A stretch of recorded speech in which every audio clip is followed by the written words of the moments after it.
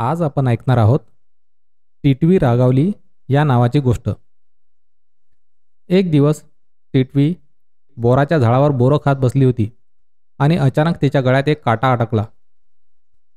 तिला काट्याचा फार मोठा त्रास होऊ लागला. मग ती गेली न्हाव्याकडे आणि म्हणाली, न्हावी दादा, मला काटा लागला आहे आणि तो फार दुखतो आहे, तो जरा काढून द्या ना. न्हावी म्हणाला, अगं जा, मी राजाचा न्हावी आहे, मी तुझा काटा कशाला काढू. टिटवीचे डोळे रागाने लाल झाले. असं काय, मी तुला आता चांगलाच धडा शिकवते.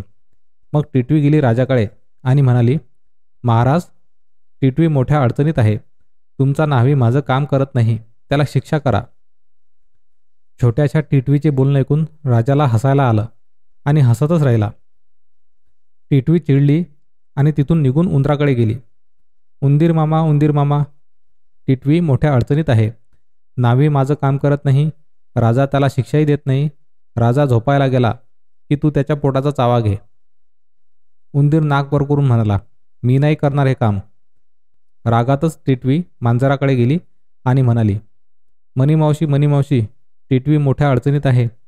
उंदीर राजाचा चावा घेत नाही, तू उंदराला पकडून खाऊन टाक. मांजरी म्हणाली, मला आता खूप झोप आली आहे, आता काही मी उंदराला पकडायला जाणार नाही.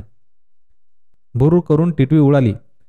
ती गेली छडीकडे आणि तिला म्हणाली, छडी छडी, टिटवी मोठ्या अडचणीत आहे. मनी मावशी उंदराला खात नाही, चल आणि त्या आळशी मांजरीला चांगला मार दे. छडी म्हणाली, मी मांजरीला उगाच का मारू, तिनं मला तर काहीच त्रास दिला नाही. बिचारी टिटवी. मग ती गेली आगीकडे.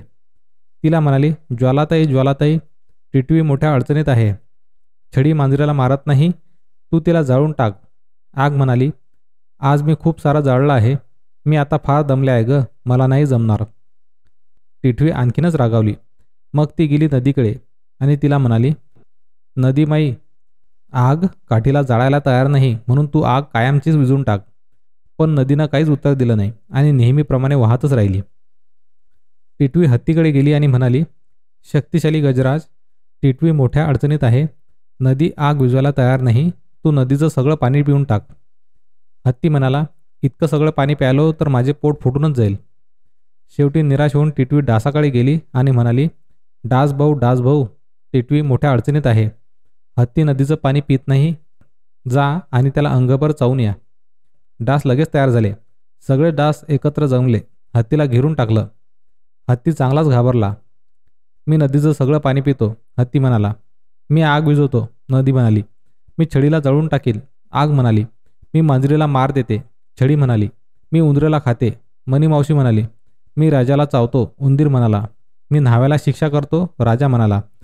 घाईघाईने न्हाव्याने काटा काढला आणि टिटवीला बरं वाटू लागलं.